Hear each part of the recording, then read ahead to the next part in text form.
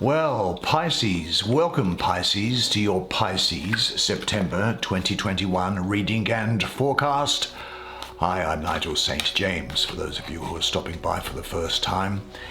And to the subscribers, much love and affection to you always. You know, I think about you throughout the month and send positive energy to you, which you will receive.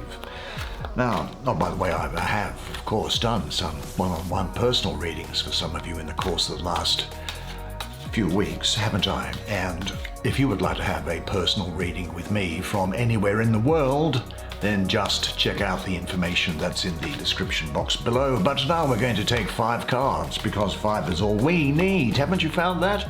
Because when we put the cards together, depending on the astrology, the element, the suit, the numerology, where they're positioned, what they have to say to each other, what are they doing, they have an enormous amount to say to you.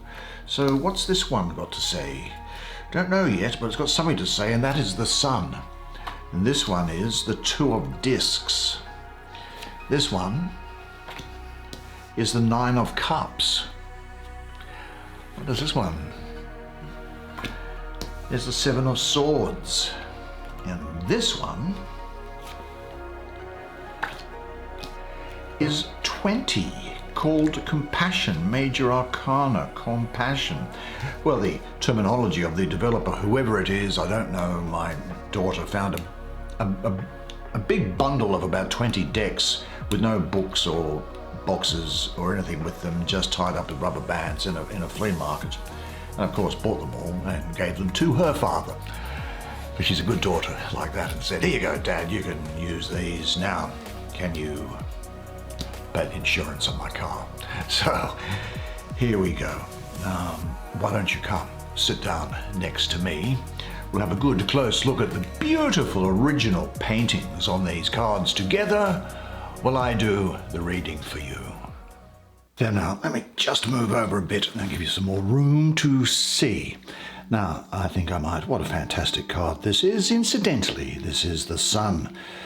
Let's have a look. It's called the Radiance of Being. Indeed. Well, what can I make of that? Let me see here for you. This is very interesting, isn't it? What a beautiful painting. Well, here, 2 people, and you see them down the bottom here. There's one, there's the other. They are honoring the sun element, personified here as the sun goddess. Now there is a sun at the top of her head, coming in through her crown chakra, and a sun in her solar plexus. There's the 2 suns there. Now the solar plexus, of course, is your power center, your body's sun, if you like, and it enables you to power around in life. When your solar plexus is really open and the energy is flowing, it is not hard to get things done at all. I think this energy here represents access to dynamic and creative energy. At the deepest level, this is source energy. It might be experienced as light, consciousness, presence, or aliveness. One way it expresses itself is in the joie de vivre. It's the joy of living, the joy of life that you have.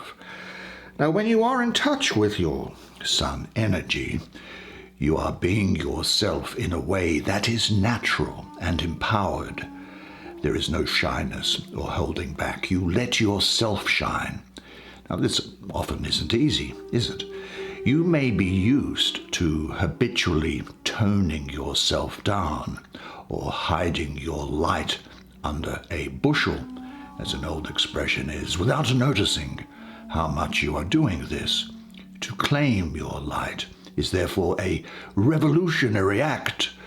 You have to care more about being who you are than what others think of you, and the ceilings others might like to impose upon you. But most of all, you have to continually break through the ceiling you impose upon yourself. Do you know what I mean? There is a great freedom in this.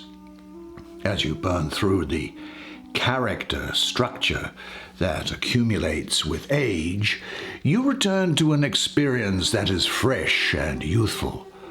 Often, the Sun card depicts young children, little toddlers, which is the more pure and innocent state. In this sense, the Sun represents original nature.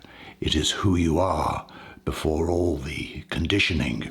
To return to this more free and radiant being, you must peel away the layers on top of it. Just as clouds block the sun in the sky, a congested mind state blocks your inner sun.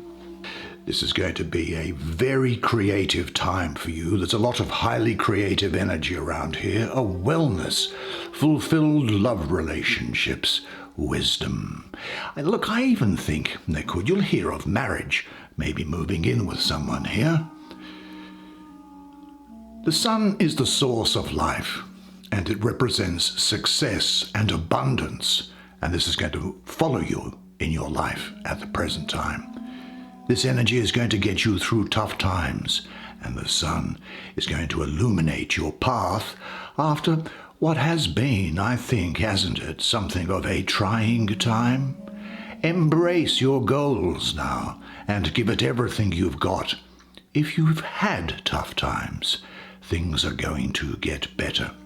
Remove any layers of negativity that are overlaid upon you, because you can move mountains. The fulfillment of your wishes is possible here and now. Relax and give yourself up to the dance. The right partners will find each other. What task or project is on the agenda for you now? Visualize the light and warmth of the sun in your chest and heart. For the next few days, remind yourself several times daily that the sun is shining in you and through you, and say to yourself, I work well in teamwork situations. I enjoy making contributions to group efforts. I am a cooperative person. I am in harmony with the divine light which fills and guides me. Now, where shall we go? I think we'll go to the card which this is really squashing this wonderful sun energy that's here for you, and it's this Seven of Swords. It's also being beaten up by this Nine of Cups, which is of emotional happiness and fulfillment, but I'll get to that in just a moment. Let's have a look at this Seven of Swords here. Well, there is a woman holding herself, arms up towards the heavens, but is this a positive energy for you? Well, I have the moon ruling the third decan of Aquarius, the 9th to the 18th of February. Now, the emotions of the moon cloud the intellectual qualities of Aquarius. Aquarius is thus weakened, which may be giving you some degree of a lack of clarity in relation to things.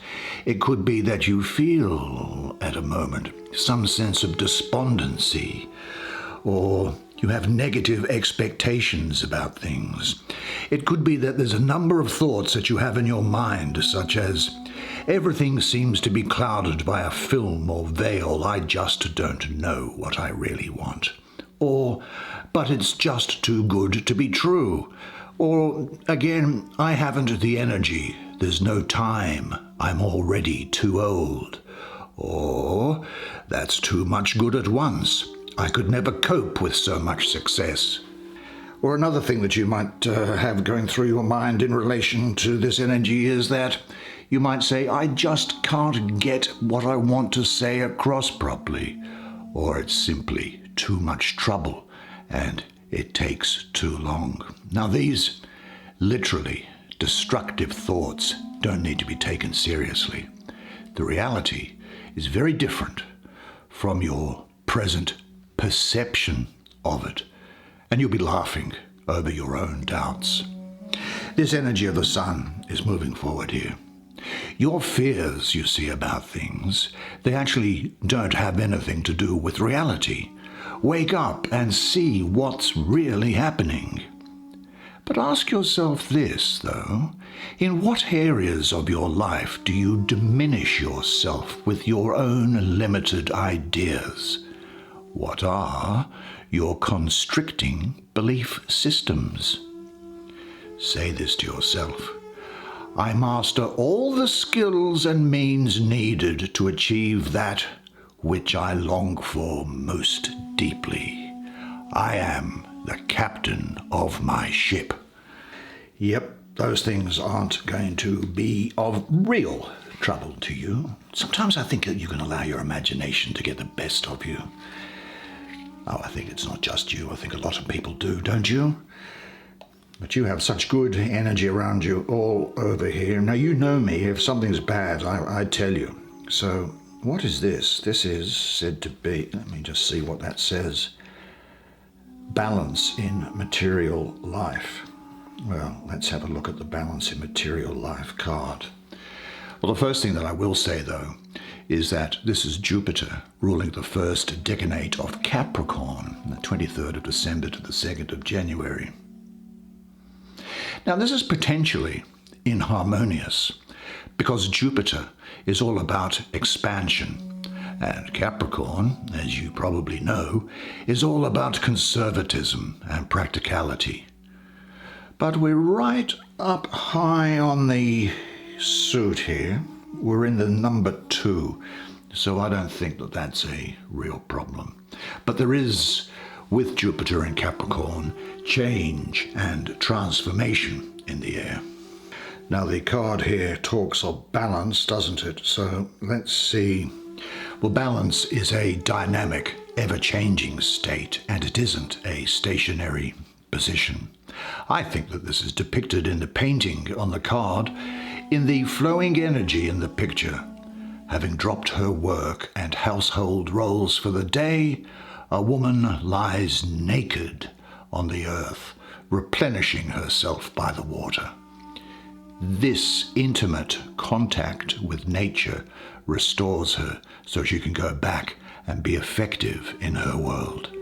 She understands the need to balance the competing demands in her life. Now, the dual nature of this card is represented in the various pairs of animals, I think. In one set of birds, the images overlap and face opposite directions. The fish create a yin-yang symbol, which represents the dynamic dance of polarities.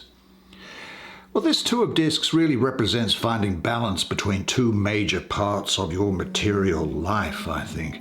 Work and leisure.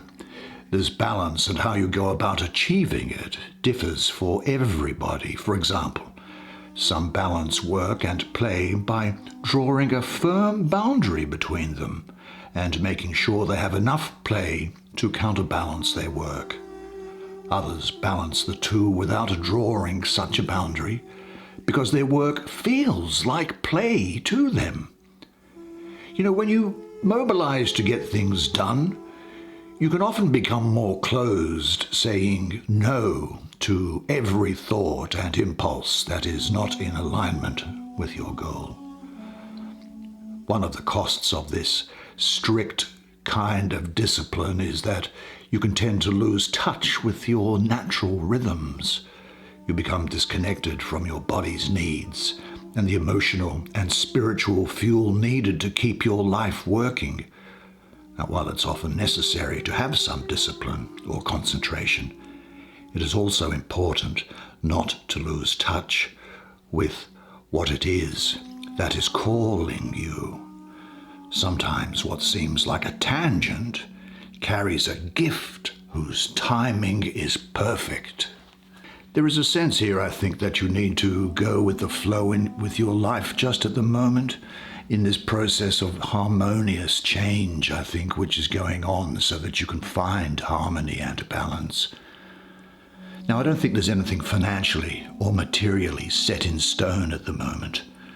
This does remind you, though, to make sure that your day-to-day affairs are in order, because this is also an energy of good management of your practical affairs and finances. Now, I know it sounds like a drag, but getting on top of bills and chores is just as important as pursuing more enjoyable activities, I suppose. Do you know your life is subject to a constant change which allows you to grow, extending and expanding you, ultimately enriching you? Give yourself up to the transformation at the moment with trust. What internal or external changes are going on in your life? Where are you still clinging? And say to yourself, I trust in the harmony of my life and in the flow of my life. Every day, in every way, I am getting better and better. Well, this takes us, I think, let's have a look at this card which is underneath that, shall we? And it's called 20, Major Arcana, Compassion, Transcending Judgment. Well, what might I do with that? Let me think. Transcending judgment. Well, first of all, let's see what I get from the image. Well, in this painting, the goddess of compassion takes the form of a willow tree. Trees are, as you know, natural purifiers. She is purifying the rejecting attitudes and judgments that cause so much suffering and lock us into a state of separation. It is compassion. There's the sign there. Compassion that liberates the tormented souls in the background there. And it really also, I think, soothes the torment in all of us. It spirals out from the heart in a universal embrace of that which is in need of healing. So it's a good time to look at how your judgmental attitudes, I don't mean that in a bad way, cause suffering, and to practice cultivating compassion. But you are, anyway, as a matter of record, the most compassionate sign, naturally, of the zodiac. Now, I suppose that traditionally this can be called, or depending on what decks you use, it can be called judgment, very often judgment, or aeon in Thoth sort of base decks. But let me go with that judgment idea of it. And that has a great Christian theme around it there. Well, I want to move away from that context, that Christian context, while staying true to what is perhaps its innermost core, the process of separating out sin. And by sin, I mean that which is off the mark, so that we might return to our divine course, rather than push away and reject that which is off the mark. Our lesson very often is to lovingly embrace it. Now, to do this, you have to transcend judgment in the way we usually know it. We have to stop saying this is right and this is wrong. Do you know Shakespeare in the play Hamlet said in Act 2, Scene 2, "For there is nothing either good or bad, but thinking makes it so." The mind sees what is wrong with someone, while the heart, looking through the eye of love, sees what is right. It sees the other's basic goodness and how their cruel, distorted, or unskillful behaviors are simply a product of their conditioning.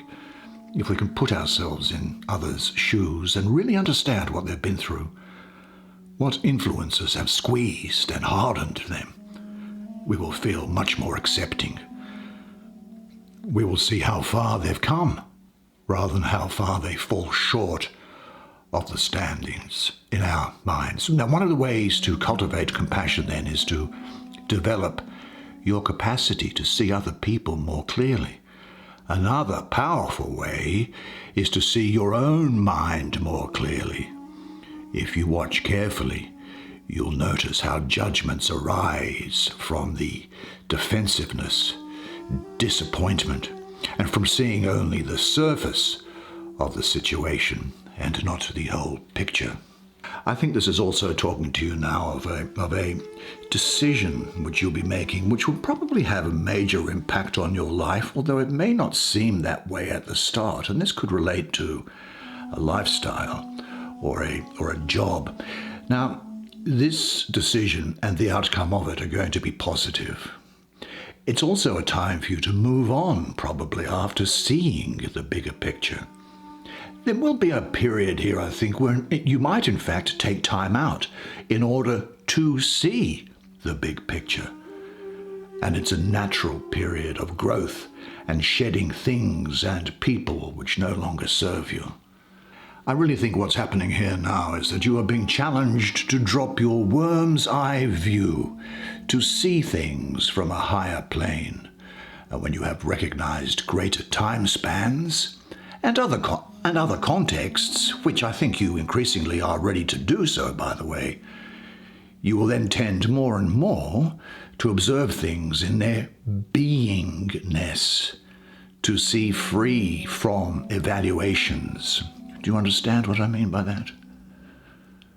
Which methods will you use to gain deeper insight and greater wisdom? Say to yourself, I observe people and situations objectively and fairly.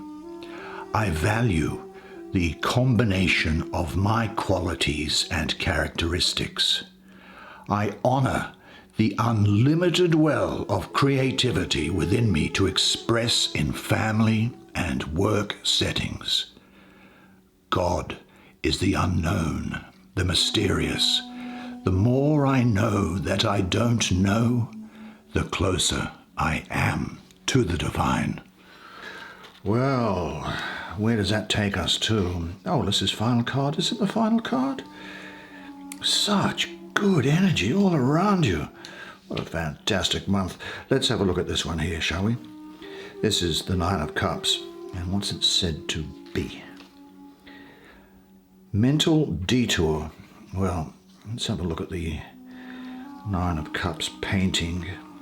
Mental detour. What can I do with that? What am I supposed to do with that? Well, in the painting, a woman stands alone.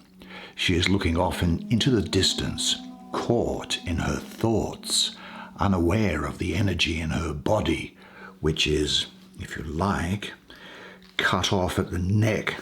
You see this thing coming through here? Yeah. Although emotions are churning within, she doesn't let herself feel them.